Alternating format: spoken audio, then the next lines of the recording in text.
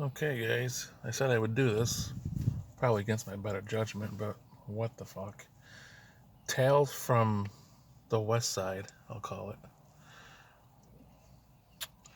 I've told, I think, every story that happened there, but I don't remember who has heard what, obviously. So,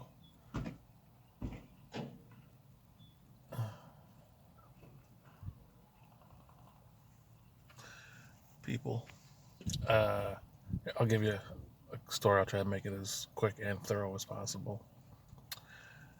Probably day 2 or 3 in San Diego,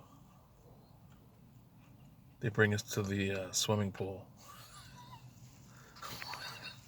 It's so pathetic, sad, and funny now. They bring us to the swimming pool. This thing is a fucking monster. It had to be an Olympic-sized pool.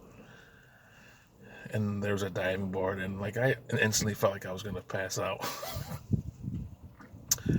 And I don't remember if it was our actual drill instructors or if it was like a pool dude. But I remember being like a bunch of.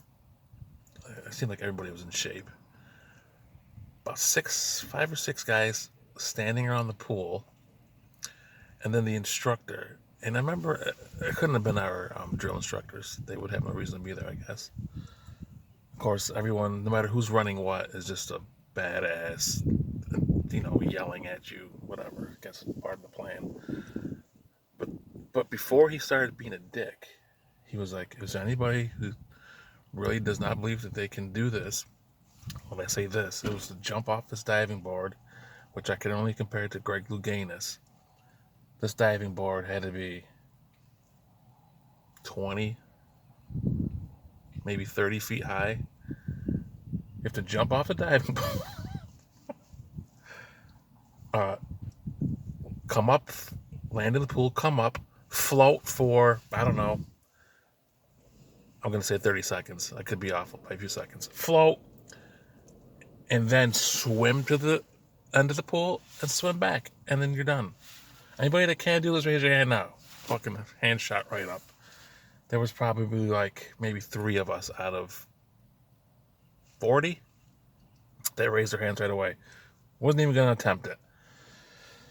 And then the guys that, I mean, good for them. Either they thought they could or even though they did it.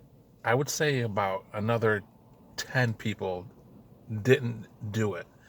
And the thing I remember most is that the people that couldn't do it, they would jump in and they would come to the top of the pool, and it looked like they were drowning. Like they couldn't even get up. I don't. It was probably 10 feet deep, maybe 20. Who the fuck knows? But they were struggling, like doggy paddling, just to fucking keep their head afloat, and they kept sinking. And it took forever for those guys that stood around the pool with these big fucking they were big hooks. Like you see in the comedy sketches when someone sucks, they just pull you off. They were they would wait till these guys were out of breath and flailing in the water to fucking save them. And again, so you had like 10 of those guys to us 3.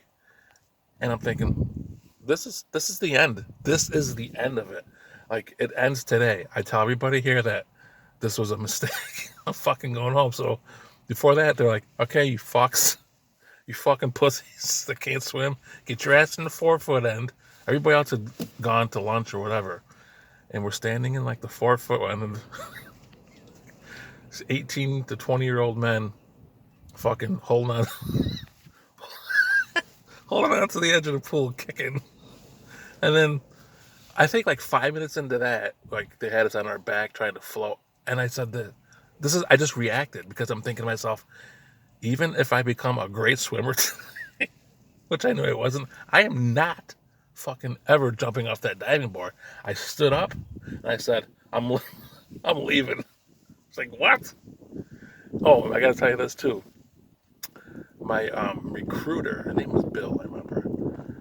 The most important thing he told me, which I'm sure, I don't know why, I guess I had to tell you. Like, dude, they're gonna get in your head.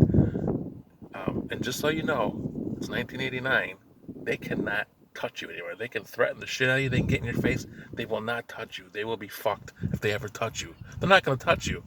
So that came in my head, and like, what am I doing?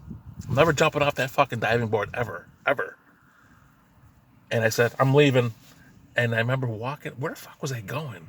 I don't know where the fuck I went. To change or something? Into the locker room to change? And I heard him saying, "You motherfucker, get the fuck back in here." I'm like, I don't give a fuck. I'm just gonna keep going. And that was the end of it. That was like a part of my mind. I was like, yeah, I'm gonna see if I can do this. But I was like, I'm going to fuck home. I don't know how long it's gonna take me. I'm going to fuck home. And again, they cut me in that holding. It was like a prison because there were people that were like actually mentally fucked up, people that were sick, people that had whatever, I forget. They put me in there, sending me to fuck home, but you had to wait for. I mean, I was there 23 days. I must have been in that place at least half the time, maybe 10 or 11 days. But they actually gave you jobs and shit. You had shit to do. You had to be on call at night, on watch, or whatever it was called. So, but I knew I was going to fuck home, so I was much more. I complied a lot more, I guess I would say. So that's that story. The swimming pool was a fucking mess. Fuckers.